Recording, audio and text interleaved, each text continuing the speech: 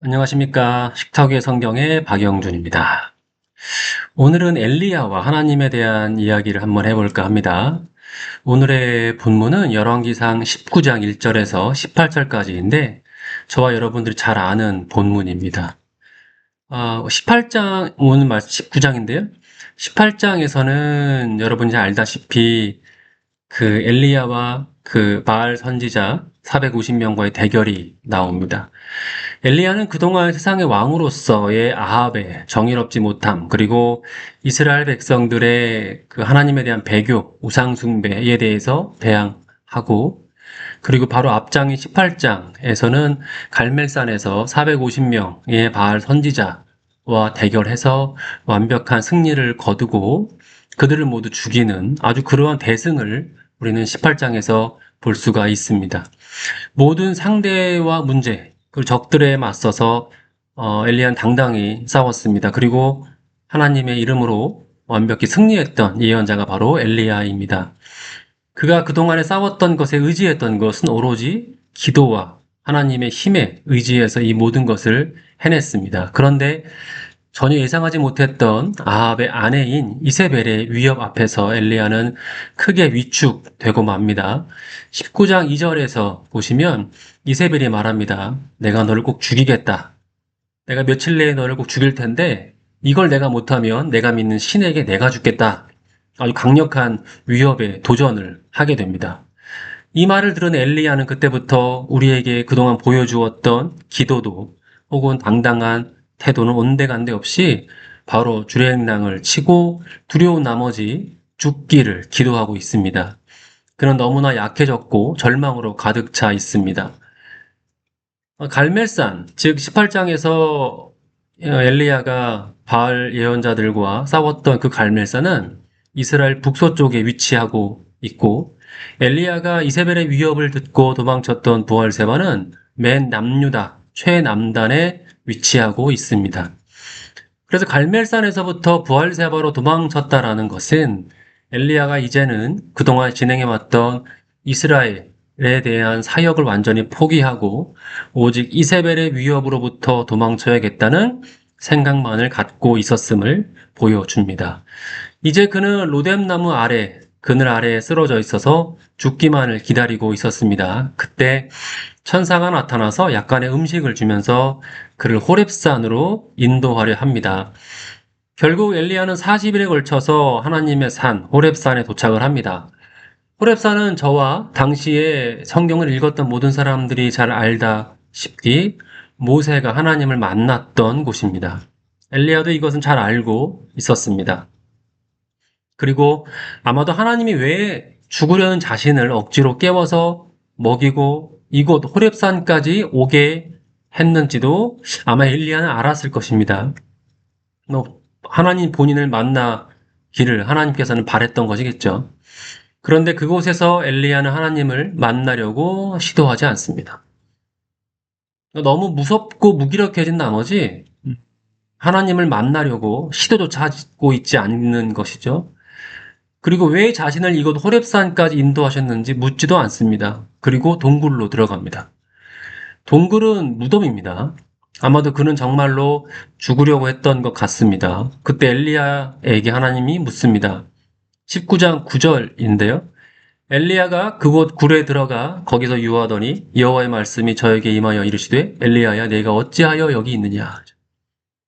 엘리야야 내가 어찌하여 여기 있느냐 이 문장을 히브리어에서 직역을 하면 무엇이 너에게 있느냐, 무엇이 여기에 너에게 무엇이 있느냐. 즉 이 말은 내가 여기서 무엇을 하느냐라고 번역이 될 수 있습니다. 아마도 한국어 번역은 뒤에 나오는 엘리야의 대답을 염두에 두고 네가 어찌 여기 있느냐라고 번역을 한 것으로 보입니다. 그런데 네가 여기에서 무엇을 하느냐가 원문에 더 가까운 번역이고 개역성경 번역을 제외한 거의 나머지 번역은 내가 여기서 무엇을 하느냐로 번역을 하고 있습니다. 어쨌든 이 질문은 하나님은 엘리야가 굴에 있을 때에도 한번 하셨고요. 똑같은 질문을 굴 밖으로 인도하신 후에도 합니다. 그 두 번 같은 질문을 하고 엘리야도 똑같은 대답을 두 번 합니다. 엘리야는 다음과 같이 대답을 합니다. 저가 대답하되 내가 만군의 여호와 하나님을 위하여 열심히 특심하오니 이는 이스라엘 자손이 주의 언약을 버리고 주의 단을 헐며 칼로 주의 선지자들을 죽였음이오며 오직 나만 남았거늘 저희가 내 생명을 취하려 하나이다. 엘리야가 대답을 합니다. 내가 그동안 하나님의 일을 열심히 하였는데 결과는 자신만 남았고 그들이 이제는 자신의 생명도 뺏으려 한다라는 거죠. 그가 죽을 것 같은 절망에 빠진 이유는 결과가 고작 이것이었기 때문입니다. 특심으로 열심히 했는데 이스라엘 백성들은 바뀌지 않았고 자신을 따르던 사람들도 모두 죽었고 자신만 남았고 자신의 목숨도 이제 그들이 빼앗으려 하기 때문입니다. 그래서 엘리야는 과거 자신의 화려했던 경력과 과거가 모두 부질없게 느껴졌습니다. 그리고 그동안 자신의 힘의 근원이었던 하나님으로부터 자신을 분리하려고 시도하고 있었습니다. 그러나 하나님께서는 여전히 엘리야가 해야 할 일들을 갖고 계셨고 그래서 하나님은 엘리야를 자신의 만남의 장소인 호렙산으로 인도하셨던 것입니다. 그리고 하나님께서는 15절, 16절, 17절 이하에 보듯이 돌아가 네 사역을 마무리하라 라고 말씀하십니다. 하나님은 아무렇지 않게 엘리야에게 다음 사역에 대해서 말씀하시고 바알에게 무릎 꿇지 않은 7천 명에 대해서 말씀을 하십니다. 오늘의 이 이야기에서 우리는 무엇을 알 수 있을까요? 보통 목사님들은 이 본문을 보통 힘든 사람에게 하나님의 동력, 힘을 내라 뭐 이런 정도로 이제 설교하고 있는 것 같고 사역의 자리를 떠나서 번아웃된 사람들을 위한 본문으로도 많이 쓰입니다. 혹은 그리스도인들의 영적 탈진, 영적 슬럼프와 회복해야 한다는 정도의 의미를 갖고 있는 본문으로 이해가 됩니다. 제가 전에 말씀 한번 드렸지만 구약의 모든 본문은 하나님은 누구신가에 초점이 맞춰서 해석이 되어져야만 합니다. 하나님은 어디 있는가? 그리고 무엇에 관심이 있으신가? 이것으로 구약의 모든 본문의 메시지에 초점이 맞추어 주어져야 합니다. 첫 번째, 제가 본 본문의 메시지는 이렇습니다. 첫 번째는 엘리야가 잘못하고 있는 것이 무엇일까?입니다. 엘리야가 갖고 있는 감정은 다른 목사님들이 말씀하다시피 영적 슬럼프라기보다는 제가 보기에는 자기 연민입니다. 제가 그 자기 부인이라고 하는 저희 영상 녹화 본에서 자기 연민에 빠진 사람들 대표적인 구약의 2명, 요나와 엘리야라고 말씀을 드렸었는데 엘리야가 이렇게 행동하는 이유는 영적인 슬럼프라기보다는 자기 연민에 가깝습니다. 하나님은 이런 것에 큰 관심이 사실은 없습니다. 그리고 그걸 위해 성경이 기록된 것도 사실은 아닙니다. 성경 기록의 목적은 제가 말씀드렸듯이 하나님은 누구신가? 우리는 그런 하나님을 어떻게 따라갈 것인가? 즉 무엇을 해야 할 것인가에 있습니다. 자기 연민에 빠진 엘리야에게 하나님께서는 위로의 말씀을 하지 않습니다. 단지 묻습니다. 여기에서 무엇을 하느냐? 엘리야는 갈멜산의 대승 이후에 이세벨의 위협에 자기가 죽을까 매우 걱정이 되어서 유다 땅 끝으로 도망쳤습니다. 갈멜산에서의 대단한 종교적 퍼포먼스 후에 이스라엘이 변화되었습니까? 아닙니다. 물론 하늘에서 불이 떨어지는 것을 봤고 오랜 기근을 끊는 비가 내렸던 것을 보았을 때 여호와를 믿는다라고 모든 백성들이 얘기를 했지만 그들은 그 퍼포먼스에 취해서 그렇게 얘기했을 뿐 그들은 본질적으로는 변화가 되지 않았습니다. 아마 이런 사실이 엘리야를 더욱 절망 가운데 빠지게 했을 것입니다. 저는 엘리야의 이러한 모습에서 신약에 있는 무익한 종의 비유가 떠올랐습니다. 종은 주인의 이익을 위해 있음에도 이 신약에 나오는 무익한 종은 자신이 주인에게 혼날까봐 이익을 남기지 않고 받은 달란트를 땅에 묻어두었습니다. 엘리야도 마찬가지로 하나님이 아니라 자신의 목숨이 더 중하여서 자신의 일을 뒤로 한 채 이스라엘 백성을 뒤로 한 채 유다 땅 끝으로 도망쳤던 것입니다. 이런 엘리야에게 하나님께서는 묻습니다. 내가 여기서 무엇을 하느냐?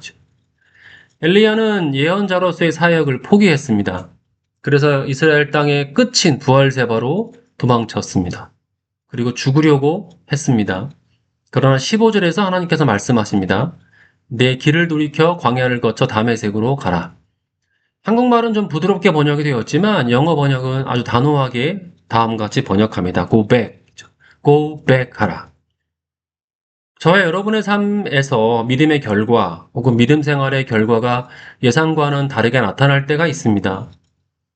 그 이유는 우리가 열심히 안 해서라기보다는 세상이 좀 부정의하기 때문인 것도 있고 각자의 능력치가 다르기 때문인 것도 있고 여러 가지 복잡한 요인들이 있지만 어쨌든 우리가 믿음 생활하면서 예상했던 결과들이 있습니다.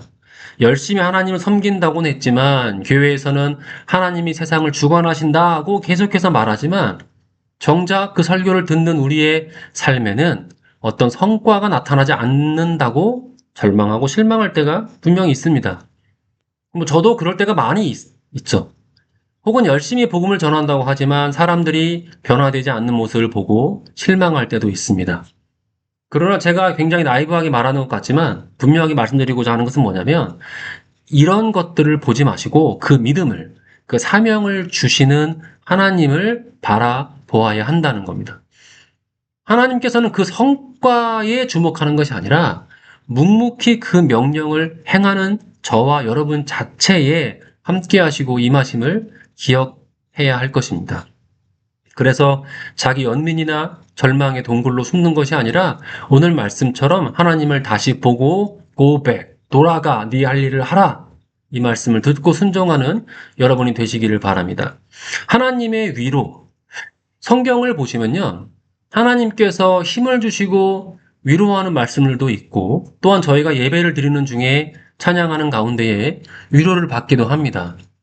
그런데 보면 하나님께서 실제로 힘을 주시고 위로 주시고 능력을 주시는 사람의 특징은 뭐냐면 자기의 삶을 포기하고 자기 연민에 빠져서 동굴로 들어가는 사람이 아니라 힘들고 어려운 가운데 있죠. 성과가 나타나지 않는 것처럼 보일 수도 있지만 지속적으로 믿음을 잃지 않고 하나님을 찾고 그분의 능력을 구하는 자에게 하나님께서 능력을 주십니다. 가인과 아벨이 제사를 동시에 드렸습니다. 그런데 아벨의 제사는 받으시고 가인의 제사는 받지 않았죠. 가인이 그렇게 생각했을 것입니다. 굉장히 섭섭하다. 왜 나도 열심히 예배를 드렸는데 왜 내 예배는 제사는 받지 않느냐? 그때 하나님께서 그를 위로했습니까? 아, 내가 그랬어? 아, 내가 열심히 했구나. 아, 내가 그럴 줄 모르고 괜찮아. 너 실망하지 마. 이렇게 했습니까? 아니에요.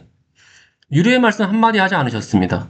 부자 청년이 예수님께 와서 묻습니다. 어떻게 해야 구원받을 수 있습니까? 어떻게 해야 거듭날 수 있습니까? 예수님께서 말씀하셨죠. 네가 구약의 율법을 다 지켰느냐? 다 지켰습니다. 그러면 네 재산을 팔아서 가난한 사람에게 줘라. 그때 그 부자 청년은 고민합니다. 그렇게는 못하겠거든요. 그때 예수님께서 위로했습니까? 부자 청년아, 이렇게 한 번에 내기 힘들면 나눠서 좀 내. 뭐 사정이 좀 그러면 조금이라도 내서 성의를 좀 보여. 아, 이거 실망하지 말고. 이렇게 위로했습니까? 아니야. 하나님께서는 인간이 자기 연민에 빠져 둥글로 들어갈 때에 그거에 관심이 별로 없습니다. 하나님의 관심은 성과가 없지만 자기의 일을 묵묵히 수행하는 것. 자기를 보는 게 아니라 하나님을 보고 그대로 그냥 전진하는 사람, 그 사람에게 능력을 주시고 힘을 더하시는 겁니다. 두 번째, 19장 11절 이하의 말씀입니다. 좀 특이한 말씀인데 이건 제가 한번 읽어보겠습니다. 여호와께서 가라사대 너는 나가서 여호와의 앞에서 산에 섰으라 하시더니 여호와께서 지나가시는데 여호와의 앞에 크고 강한 바람이 산을 가르고 바위를 부수나 바람 가운데 여호와께서 계시지 아니하며 바람 후에 지진이 있으나 지진 가운데서 여호와께서 계시지 아니하며 또 지진 후에 불이 있으나 불 가운데도 여호와께서 계시지 아니하더니 불 후에 세미한 소리가 있는지라. 굴에서 나와 산에 서라고 하신 후에 크고 강한 바람이 산을 가르고 바위를 부시는데 하나님은 거기에 계시지 않는다라고 오늘 본문은 우리에게 말씀합니다. 여러분 알다시피 강한 바람, 불, 지진 이것은 하나님이 이 지구에 인간의 땅에 임재했음을 상징하는 것입니다. 왜 우리도 무당들이 굿하는 거 가끔씩 TV에서 보면 신이라는 존재가 이렇게 임하는 어떤 상징으로 막 바람이 불고 땅이 떨리고 큰 불이 나고 막 이런 자연 현상들이 나타나지 않습니까? 뭐 고대근동도 마찬가지입니다. 신이라고 하는 존재가 인간을 만나기 위해서 내려온다라고 했을 때에 이런 자연 현상들이 일어났다는 거죠. 그런데 하나님은 거기에 계시지 않았다는 겁니다. 지진 후 불이 치솟았는데도 거기에 계시지 않았다. 그런데 그 후에 세미한 소리가 있었고 거기에 하나님이 있었습니다. 그리고 작게 말씀하셨습니다. 두 번째 묻는 거죠. 내가 왜 여기 있느냐? 조용한 속삭임 같은 침묵 같은 고요 속에서 하나님은 존재했다는 겁니다. 저는 이 말씀 보면서 열왕기상 18장에서의 갈멜산에서의 큰 대승의 사건과 지금 방금 읽었던 자연현상은 어떻게 보면 대단한 종교적 퍼포먼스라고 생각이 됩니다. 갈멜산 사건을 본 이스라엘 백성들은 하나님을 믿겠다라고 선언을 합니다. 하지만 말뿐이었습니다. 신약에서도 이러한 사건들이 있지만 오병이어의 사건을 그 예로 들 수가 있습니다. 예수님은 작은 도시락으로 5천 명을 먹였고 사람들은 놀라서 흥분하여 예수님을 왕으로 삼으려 하였습니다. 사람들은 이런 퍼포먼스에 열광합니다. 그러나 하나님은 이런 것에 관심이 크게 없습니다. 오병이어의 기적을 베푸신 후에 예수님은 그곳을 떠나 조용한 곳으로 이동했습니다. 오늘 본문 19장에서도 강한 바람, 지진, 불 가운데에서도 하나님은 거기에 계시지 않았습니다. 오병이어 이후에 베드로와 1대1의 만남을 조용히 가졌고 강한 바람, 지진, 불 이후에 하나님께서는 엘리야에게 1대1로 조용히 말씀하셨습니다. 사람들은 종교적 퍼포먼스에 참여하면 자신이 마치 하나님을 만난 것처럼 착각을 합니다. 그러나 그 모든 일이 마치고 자신에게 말씀하시는 하나님의 음성에 귀를 기울여야만 합니다. 하나님은 조용한 개인의 시간에 임하시기 때문입니다. 이 종교적 퍼포먼스에 대해서 제가 부정적으로 크게 말하는 건 아니지만 그게 중요하다는 건 실제로 예배를 크게 드리고 뭐 대단한 집회에서 열심히 할 수는 있죠. 그게 나쁘다는 게 아니라 그것이 중요하지 않다라는 거예요. 그런 집회에 참여하는 것이 마치 나도 저들처럼 아마도 이 퍼포먼스의 순간에 하나님이 나를 만나 주실 거야라는 생각이 있지만 실제로 그 모든 퍼포먼스가 끝난 후에 자신의 일상으로 왔을 때 거기서 하나님께서 말씀하시는 것에 귀를 기울여야 한다라는 겁니다. 요즘에 사람들을 보면 어떤 분들이 하나님의 예언의 말씀을, 뭐 대한민국을 향한 예언의 말씀, 뭐 전 세계를 향한 예언의 말씀 내가 들었고, 천국을 갔다 왔고, 지옥을 보았고, 이런 것들을 막 방송에서 떠들죠. 네, 그런 것에 현혹되어서는 안 됩니다. 만약 어떤 사람이, 이거는 뭐 다른 얘기지만, 만약에 어떤 사람이 하나님이 우리에게, 한국 사람 꼭 대한민국에서 임하는 하나님 말씀 듣는데, 그런 예언의 말씀을 실제로 들었다면 그 사람은 성경을 써야 됩니다. 저는 개인적으로 그런 거를 믿지는 않습니다. 그런 것에 중요하지도 않고 현혹되어서는 안 됩니다. 하나님의 말씀은 우리가 갖고 있는 66권의 성경이 이미 다 예언이 끝났습니다. 주님 오실 때까지 우리가 육신을 입고 있는 한, 이 세상에 살고 있는 한, 우리가 하나님께로부터 받은 그분의 계시, 그분의 예언의 말씀은 예언이라는 것은 말씀을 받았다라는 의미입니다. 그러니까 무당처럼 앞날을 예언하는 것이 아니죠. 나중에 제가 뭐 예언서에 대해서 말할 기회가 있을 수도 있는데, 예언이라는 거는 하나님 말씀을 받고 그분의 말씀을 대언하는 것이지, 미래의 일을 예언하는, 뭐 이렇게, 프롤시라고 하죠. 앞날을 보는 그런 것은 성경적인 예언의 말씀은 아닙니다. 그거는 그냥 무당 같은 것이죠. 전혀 그리스도적인 것이 아닙니다. 그렇게 말씀도 안 하십니다. 세 번째, 하나님의 사역은 크고 대단한 일에 그런 일을 하는 사람들에게 임하지 않습니다. 네. 하나님께서는 크고 대단한 일을 하는 사역에 임한다. 그렇지 않다는 거죠. 마태복음 1장 예수님의 족보를 보십시오. 대부분 구약 성경에서는 크게 다루지 않는 처음 보는 이름도 있습니다. 그 이방인들도 많고요. 심지어 여인들도 있습니다. 그 여인이 어떤 직업이었는지 여러분 잘 아시지 않습니까? 하나님은 이렇듯 자신의 삶을 조용히 감당하는 우리 같은 작은 자들에게 임하시고 말씀하십니다. 하나님은 조용하지만 드러나지 않지만 바알에게 무릎 꿇지 않는 7천 명과 함께 계셨습니다.